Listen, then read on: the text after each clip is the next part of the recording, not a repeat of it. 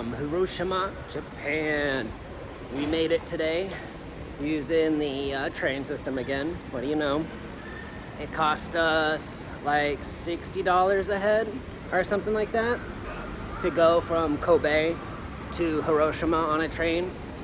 It wasn't too bad. I'll show you all of the cool like time lapses and stuff right after this. But it was a pretty simple, or maybe during this if I think about editing this video, now that I think about it. But it was super easy. We basically got on the train. We messed up at the beginning because we sat in the reserved seating and we were told we were supposed to sit in the non-reserved seating. But if you would have been on the train, you would have seen there was absolutely nobody on the train. It was probably like 20% capacity, but I get it. It basically was like we were sitting in the back of the train and we should have been sitting in the front of the train. And that was the only difference between reserved and non-reserved. It's not like they got food or anything.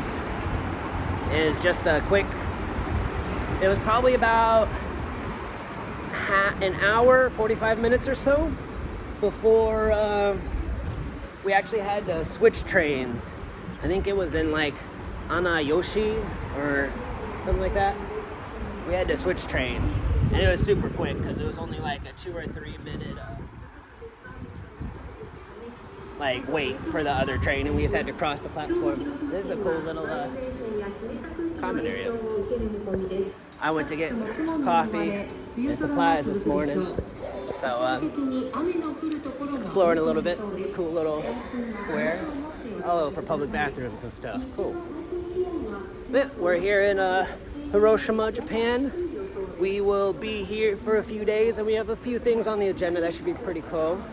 The first one is to see where it dropped. The nuclear bomb drop site, or it's like Peace Park, I think is what it's called. I actually don't really remember. I'll try and take a photo and like show you guys on Google Maps.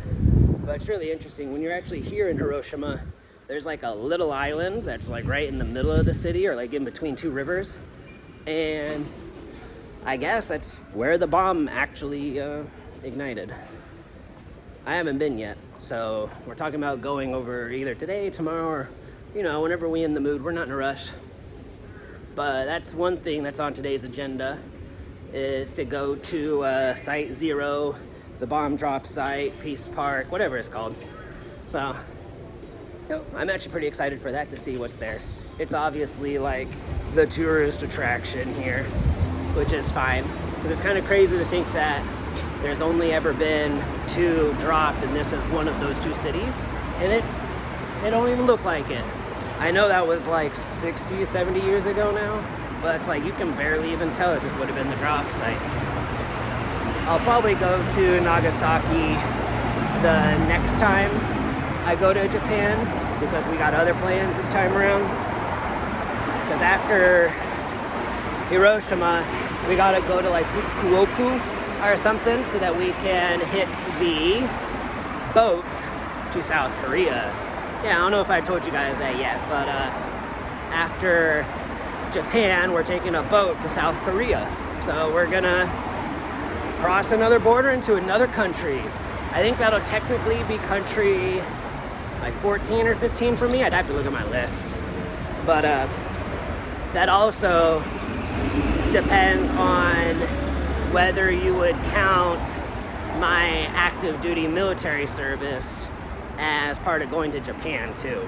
Because I did technically spend 22 months in Japan, 2011 to 13, but I was active duty, so there was a bunch of rules. I couldn't go off base by myself. I had to be back on base by midnight. It was kind of exhausting. So this is like actually being in Japan, since I got freedom and stuff. I can do whatever I want. But yeah, Nagasaki, Hiroshima. Oh yeah, we're going to South Korea. So this will have been like number 14 or 15, I think, countries wise, after we go to Fukuoka, after we see this Hiroshima thing.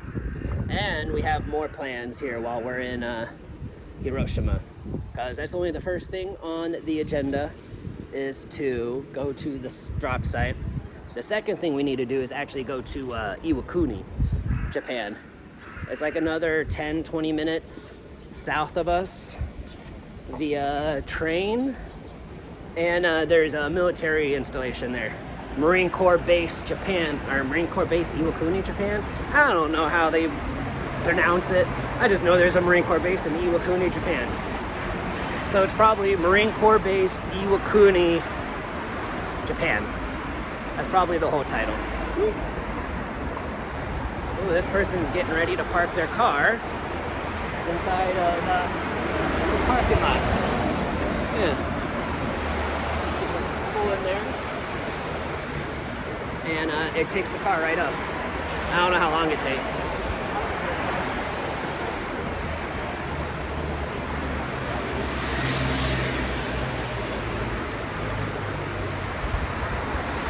Put the car in neutral and let the machine do the work. That's so cool. They just park all their cars in these big ass buildings and they just drive like right into the door. It's cool. But yeah, like I was saying, we got Site 0, or whatever you want to call it, one day. And then another day, we're gonna go to Iwakuni, check out the Marine Corps base, and do a little sightseeing down there too. And I actually enjoy the city. It looks really nice. It's super clean, put together. I like it. And if you like my adventures too, you should make sure to stay tuned to the rest of this video, like, subscribe, and let's get this adventure on the road. Let me finish my coffee first thing in the morning and we'll get started this afternoon. I'll catch up with y'all in a minute.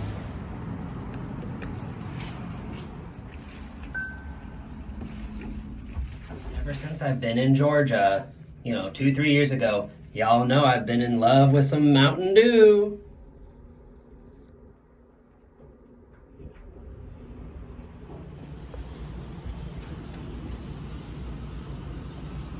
And as I was going to get tacos last night for dinner, I found this absolute gem that's literally right across the street. Here's my hotel.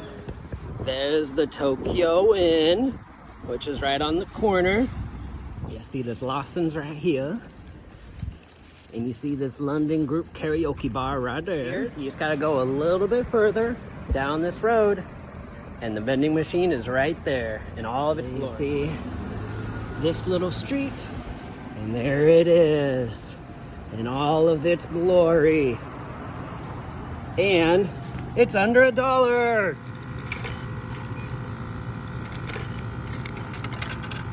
Whoop, wrong coin.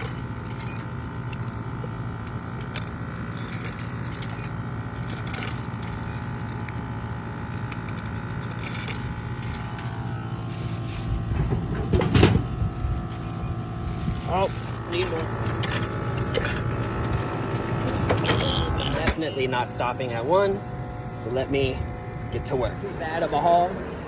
I was able to get 5 of them at 140, so I spent a total of $600 for 5 Mountain Dews. Let's go.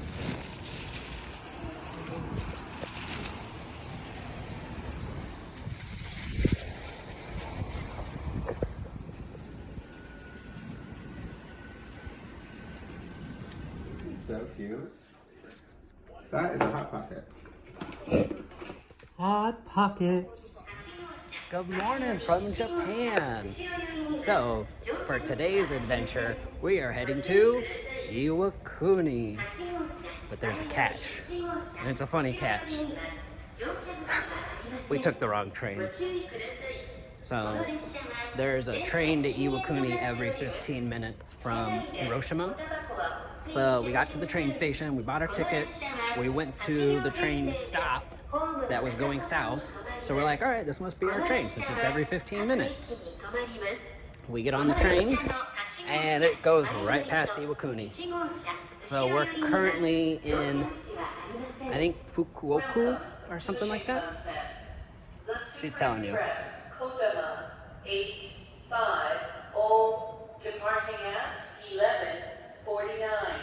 Bound for Okayama is arriving at track 11. So, This train has 8 and cars. this Car should 8 is stop at the at front of the all the train, stations. and car 1 is at the rear. Cars Oh, 1, darn. 2, We're gonna be in the back. 3, 7, and 8 are for passengers without seat reservations. This train is completely non-smoking. Please refrain from smoking anywhere on the train, including areas at either end of the cars. This train will be stopping at every station before arriving at Okayama Terminal. This train has no entrances in front of car 8, nor at the rear. Yeah, we're on the front of the plane, or way back there. So it says it stops at every station. I mean, we'll see.